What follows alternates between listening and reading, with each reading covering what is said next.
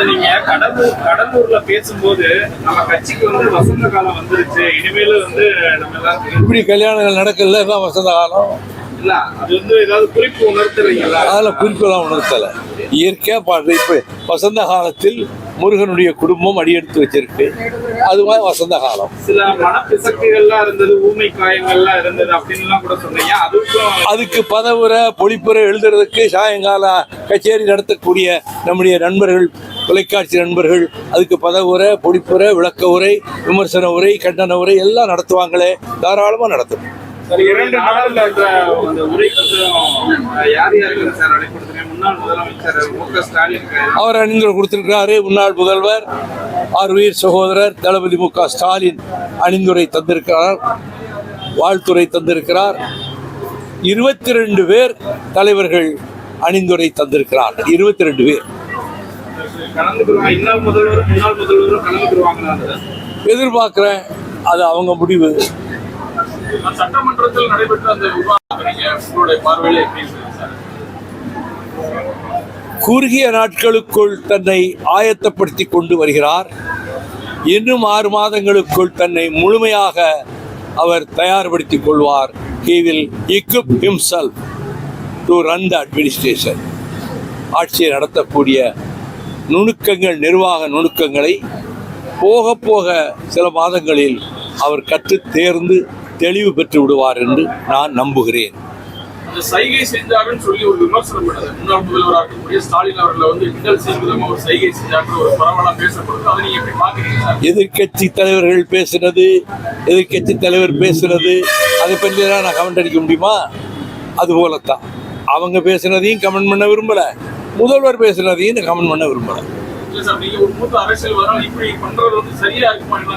இது பற்றி எந்த கமெண்ட்டும் சொல்ல நான் விரும்பவில்லை.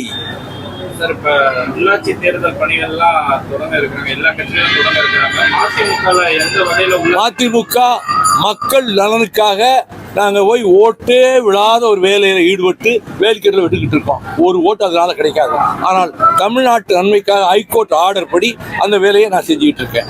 எங்க கட்சி தமிழ்நாட்டு வாழ்வாதாரங்களை பாதுகாப்புகின்ற கடமையில் எல்லா கட்சிகளையும் விட முன்னணியில் நிற்பது மறுமலர்ச்சி திமுக தான். அந்த பணியை தொடர்ந்து செய்யும். ராசா நேற்று நீட் போராட்டத்துல அந்த கூட்டணி கட்சியினர் அமைச்சரவையில சேர்ந்தவங்களை பத்தி கடுமையா விமர்சிச்சு பேசியிருக்காரு.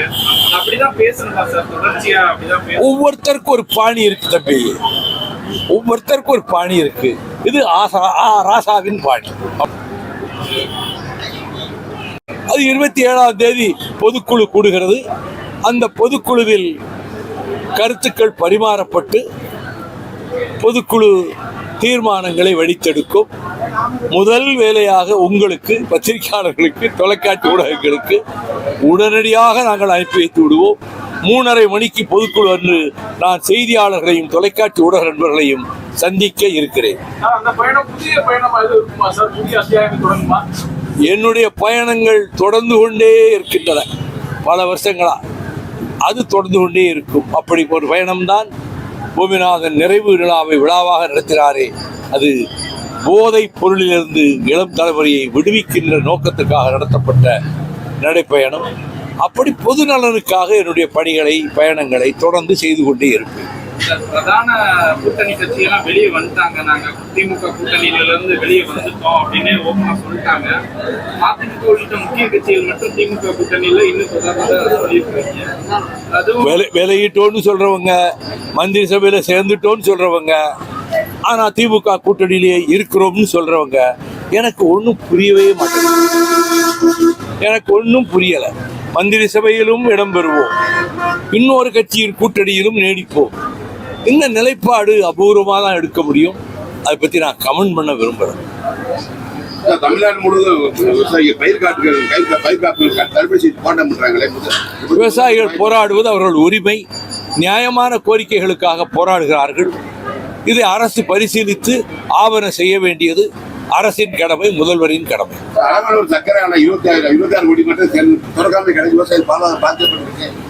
இந்த மாதிரி திறக்காம இருக்கிறது, நடக்காம இருக்கிறத பத்தி எல்லாம் பேச ஆரம்பிச்சா அது நீண்டு கொண்டே செல்லும்.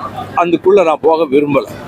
அரசியல்ல கூட்டணி முக்கியமா இல்ல வெற்றி பெறுவது முக்கியமா இல்ல மக்கள் நலன் சார்ந்து இருக்கு? மக்கள் நலன்தான் முக்கியம். கம்யூனிஸ்ட் கட்சிகள் வந்து தொடர்ச்சியாக டிவிகே கவர்மெண்ட்ல போயிட்டாங்க. இருந்தாலும் வந்து அவங்க வந்து விமர்சனம் வந்து இப்ப டிவிகேவே வைக்கிறாங்க. திமுகவே தொடர்ந்து வந்து அவங்க அதிமுக கூட்டணி வைக்க வராங்க, அதிமுக கூட்டணி வச்சிருந்தாங்க. பேசக்கூடிய காரணம் எதுதான் சார்? ஏன்னா உங்களுக்கு பிடிக்கலன்னா வெளியே வந்துடலாம் இல்லையா? அது வெளியில வர்றதையும் அந்த விமர்சனம் அவங்க கூட்டணியில இல்லைன்னு சிபிஎம் அறிவிச்சிருச்சு. திமுக கூட்டணியில இல்லைன்னு வீரபாண்டியன் சிபிஐ அறிவிச்சிட்டாரு. கூட்டணியில இல்லைன்னு சொல்லிட்டாரு. அவங்க கருத்துக்களை சொல்லிட்டு இருக்காங்க. ஆனா சொன்னாலுமே வந்து அவங்க அதிமுக கூட்டணி வைக்க முடிச்சுக்கிறாங்க. தேர்தல் வந்து வெற்றி பெறதான் முக்கியம். அதுக்கப்புறம் மக்கள் வந்து சார்ந்து செயல்பட முடியும். வெளியே வந்து அவங்க அதிமுக கூட்டணி ரெண்டு கட்சியோட பிரதானம் வந்து வெற்றி பெறணும்ன்றதுதான். ஆதரவு கொடுத்திருக்காங்கல்ல அரசுக்கு.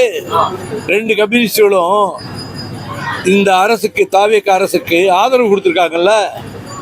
அது வெளிப்படையத்தான் கொடுத்திருக்காங்க. அரசியல் எதிர்க்கிறீ நண்பர்கள் சார். அதிமுக திமுக அவங்க நிலைப்பாடு எடுத்ததை எப்படி தவறு சொல்ல முடியும் சார்?